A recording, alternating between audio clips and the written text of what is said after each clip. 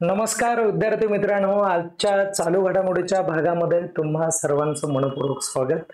आणि आजच्या भागामध्ये आपण आजच्या दिवशी जे महत्त्वपूर्ण प्रश्न तयार होतात चालू घडामोडीच्या निगडीत त्यावरती आपण 10 प्रश्न बनवलेले आहेत। त्यापैकी पहिला प्रश्न आपण जाणून घेणार आहोत, तिथून त्याच्या संदर्भामध्ये महत्त्वाचं एक्सप्लेनेशन देखील आपण सांगणार आहोत। तो प्रश्न समजून सांगणार आहे आणि मी त्यासाठी असिस्टंट प्रोफेसर रमेश घोरपडे तुमच्या समोर उभा आहे। चला आपण सुरुवात करूयात। मित्रांनो, आजचा हा जो पहिला प्रश्न आहे तो काय आहे बघा। संत तुकडोजी महाराज विद्यापीठ कुठे आहे? तर ते नागपूरला आहे। संत तुकडोजी महाराज असं नाव आहे त्या विद्यापीठाला। आणि या विद्यापीठाने कोणत्या उपक्रमासाठी गिनीज वर्ल्ड बुक रेकॉर्ड मध्ये रेकॉर्ड केलेलं आहे? गिनीज बुक मध्ये कोणता उपक्रम यांचा रेकॉर्ड झालेला आहे तर नोंद घेण्यात आलेली, तर त्या उपक्रमाचं नाव आहे मित्रांनो सामूहिक गीत गायन स्पर्धा किंवा सामूहिक गीत गायन। या उपक्रमाच्या माध्यमातून त्यांनी गिनीज बुक मध्ये रेकॉर्ड केलेला आहे आणि ही महाराष्ट्रासाठी अतिशय अभिमानाची बाब आहे मित्रांनो। आपण थोडंसं पुढे जाऊयात।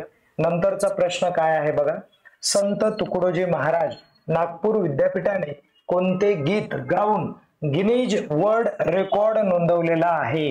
गिनीज बुक मध्ये कोणत्या गीतासाठी त्यांना रेकॉर्ड मिळाला आहे? तर ते जे आहे मित्रांनो त्या गीताचं नाव आहे या भारतात बंधुभाव नित्य वसुदे।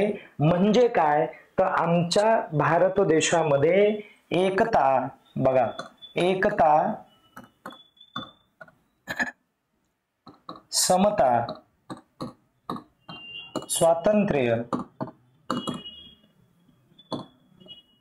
आणि बंधुता या सगळ्या नांदाव्यात असा मतितार्थ या गीतामधून निघतो। आणि या गीताचे जे काही लेखक आहेत मित्रांनो, गायक आहेत, ते आहेत किंवा संत आपण त्यांना म्हणतो संत तुकडोजी महाराज यांनीच या गीताची रचना केलेली आहे, म्हणून तेही लक्षात राहू द्या, तोही महत्त्वाचा मुद्दा आहे। आपण पुढे जाऊयात। नंतर बघा, मुंबई वन हा एक ऍप तयार करण्यात आलेला आहे आणि हा जो मुंबई वन ऍप आहे हा ऍप कोणत्या शहरासाठी तयार करण्यात आलेला आहे? तर त्याचं डेफिनेटली उत्तर काय ठरेल तर मुंबई असं ठरणार आहे। आणि त्यानंतर पुढचा मुद्दा बघा, मुंबई वन ऍपचा मुख्य उद्देश काय आहे मित्रांनो?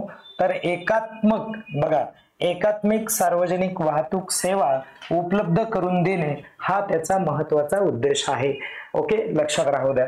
आणि मग एकात्मिक उद्देश आहे, एकात्म सेवा उपलब्ध करून द्यायची आहे, म्हणजे एकच सेवा उपलब्ध करून द्यायची आहे। तर मुंबई वन ऍप कोणत्या प्रकारच्या तिकिटासाठी काम करेल? आणि एकाच ठिकाणी तिकिटे मिळणार आहेत। कशा कशाचे बघा, एकच तिकीट असेल, मेट्रोसाठी देखील वापरता येईल, मोनोरेल साठी पण, लोकल ट्रेन साठी देखील आणि बस सेवेसाठी देखील तुम्हाला ते जे तिकीट आहे ते तिकीट वापरता येणार आहे। आणि त्यानंतर पुढचा प्रश्न बघा, मुंबई वन हा जो ऍप आहे या ऍपचं उद्घाटन कुणाच्या हस्ते झालेलं आहे, कुणाच्या माध्यमातून झालंय? तर याचं करेक्ट उत्तर असणार आहे पंतप्रधान नरेंद्र मोदी यांच्या हस्ते झालेला आहे मित्रांनो, म्हणून हा पण भाग महत्त्वाचा ठरतो, हेही लक्षात राहू द्या। मोस्ट ऑफ विद्यार्थी इकडे मुख्यमंत्री वगैरे असं काय लिहितील, इथे चुकून माझ्याकडून मुख्यमंत्री झाले बरं का, इथे पाहिजे मुख्यमंत्री, वरती उप मुख्यमंत्री हवंय। ओके, पुढे जाऊयात आपण। त्यानंतर बघा, स्पाइस रूट उपक्रम कोणत्या भारतीय राज्यामध्ये राबवला जात आहे? तर त्याचं उत्तर करेक्ट असणार आहे केरळ हे राज्य असणार आहे मित्रांनो। त्यानंतर पुढचा प्रश्न बघा, स्पाइस रूट उपक्रमाचा उद्देश काय आहे? तर त्याचा उद्देश आहे प्राचीन मसाला व्यापार जो आहे तो वाढीस लागला पाहिजे, तो वाढला पाहिजे, असा त्याचा महत्त्वाचा उद्देश आहे। आणि त्यानंतरचा एक प्रश्न, स्पाइस रूट उपक्रमात कोणती प्राचीन बंदर केंद्र समाविष्ट करण्यात आलेला आहे। त्या बंदराचं नाव काय आहे तर मुजिरिस हे बंदर आहे मित्रांनो।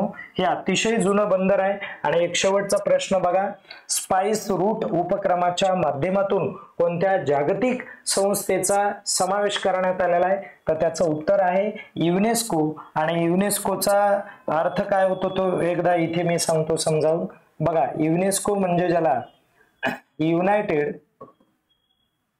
युनायटेड नेशन्स असं म्हटलं जाणार आहे। नेशन्स एज्युकेशनल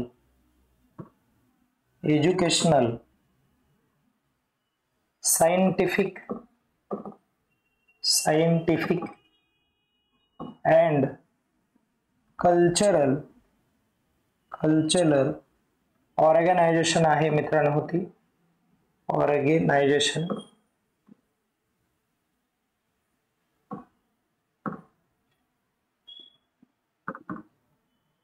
आता तुम्ही मला कमेंट करून सांगा की या संस्थेची स्थापना कधी झालेली आहे म्हणून, कारण बऱ्याच वेळेस आपण बोललो आहोत या सर्व संघटनांविषयी।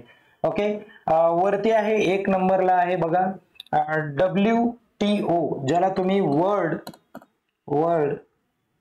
ट्रेड ऑर्गनायझेशन म्हणता, ऑर्गनायझेशन अशी ही संस्था आहे। आणि त्यानंतर 3rd नंबरला वर्ल्ड हेल्थ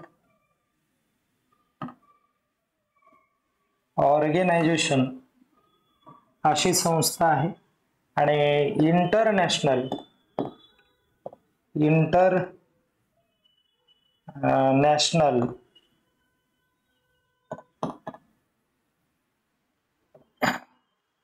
मॉनिटरी फंड असं तुम्ही याला म्हणता, इंटरनॅशनल मॉनिटरी फंड ही संस्था आहे। ओके, या सर्व संस्था, वरची जी संस्था आहे ती एज्युकेशन साठी काम करते मित्रांनो, हे पण लक्षात राहू द्या। एज्युकेशन सायंटिफिक म्हणजे वैज्ञानिक क्षेत्रासाठी काम करते आणि संस्कृतीच्या संदर्भामध्ये काम करते। या माध्यमातून जगामध्ये शांतता प्रस्थापित करण्याचं काम या संस्थेच्या माध्यमातून होतो। जागतिक लेवलला व्यापार चांगल्या पद्धतीने चालावा म्हणून ही संस्था आहे। आणि हेल्थ म्हणल्यावर आरोग्याच्या संदर्भातली आहे। आणि ही जी आहे मॉनिटरी फंड, तर ही जी संस्था आहे मित्रांनो ही निधीच्या स्वरूपामध्ये काम करते। एखाद्याला कर्ज वगैरे हवं असेल तर या संस्थेच्या माध्यमातून काम केलं जातं। अशा पद्धतीच्या या संस्था आहेत। या ठिकाणी आपण थांबूयात, परत पुन्हा एका नवीन व्हिडिओसह आपण भेटणार आहोत। तत्पूर्वी या ठिकाणी थांबणं महत्त्वाचं आहे। धन्यवाद।